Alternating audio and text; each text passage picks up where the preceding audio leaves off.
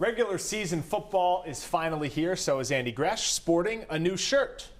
Mac Jones, baby. Mac Jones gives all of us hope after the Thomas Edward Brady Jr. era. I wear this proudly as a Mac Jones supporter and a guy who I think is going to be really good by the end of the year. I like that. You might now have to wash it and have it ready for Sunday morning's New England Nation. I might. I don't know. I'm into reruns already with my Costanza. I like it. All right, let's talk about Jones. The expectations for his opener in front of a packed stadium at Gillette. Well, again, you know what we knew about Cam Newton, Morey, was that there was zero hope. And with this guy, Mac Jones, there is a ton of hope. And it's the hope that the Patriots can get back to running some semblance of offense that they're used to running. Let's be real. With Mac, they were lost last year. Now they can get back to some of the basics. They're going to run the football. They're going to rely on the offensive line. And all the kid has to do is manage the game. And if we go back to 2004, let's remember, everybody was nuts about Tom Brady at the time. But you know what he was? He was a game manager. They ran it more than they threw it. Brady spread the ball around, only threw like 29 touchdown passes, which is crazy to think about nowadays. But if by the end of the year, Mac Jones is at 30 touchdowns and 15 interceptions, Patriots will win more than they lose. So what are the expectations for him?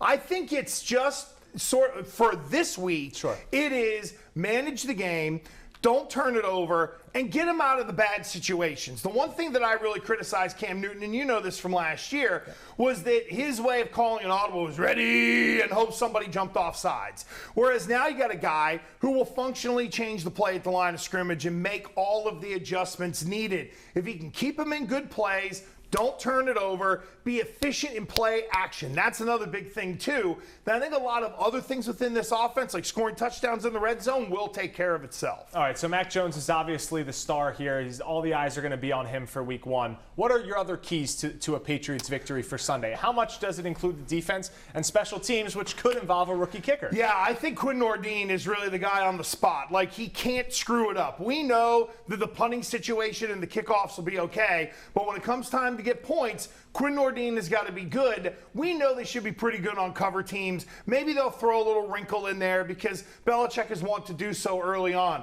And defensively, they got to do a better job of stopping the run. They stunk last year. They couldn't have stopped the Channel 12 All-Stars with Tony Petrarca at tailback. They were that bad against the run. And that's with all due respect to my great friend Tony Petrarca. But now they got some big boys in the middle. Christian Barmore, I'm telling you, Morey, we're going to fall in love with this guy. He has got great hands, great feet, great explosion. They just got to get him to keep it cranked up. And you know what? Now he's in the pros. It's like dangling it's like the dirt farmer dangling the carrot in front of the donkey, except it's a bag full of cash. If Barmore plays well, he knows in a couple of years he will get paid. One of the many new faces on this Patriots defense. We hear it all the time going into games against opposition is, all right, Bill Belichick can really toy with a young quarterback, make him see ghosts as he made Sam Darnold do a couple years ago Monday Night Football against the Jets. But now the Patriots have one of their own. Yep. And Brian Flores caused a lot of those problems as the de facto defensive coordinator.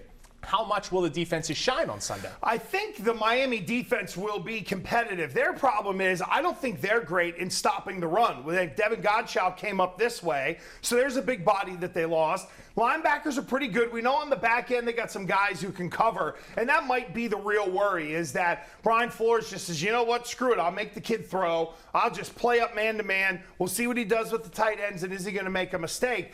That's why the running game has got to be huge, and I got to think, there's something for Kendrick Bourne. Like, why did Bill Belichick sign this guy, and why haven't we seen him?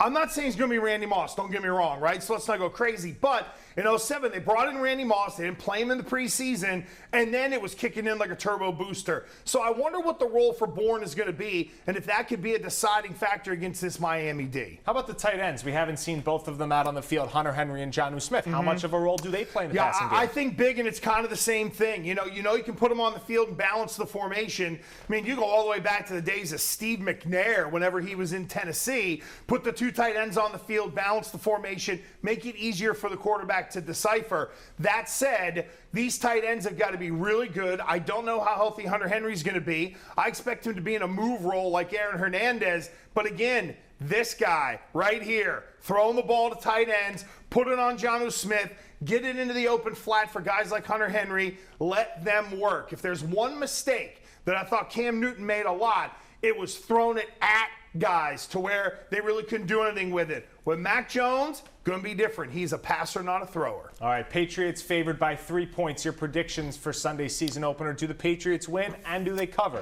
They do. 27-23. I know the number's fluctuating right now, but I like the Patriots to actually put up some points, maybe get a turnover from Tua and do something with that. Front seven's going to get after Tua. 27-23, they cover. But get ready, folks. It's going to be Agita City all year long with this team. A lot of close games. 4:25 kickoff on CBS WPRI 12 as Andy Gresh continues to show off the hope of the future for the New England Patriots. We'll be right back on the Sports Wrap.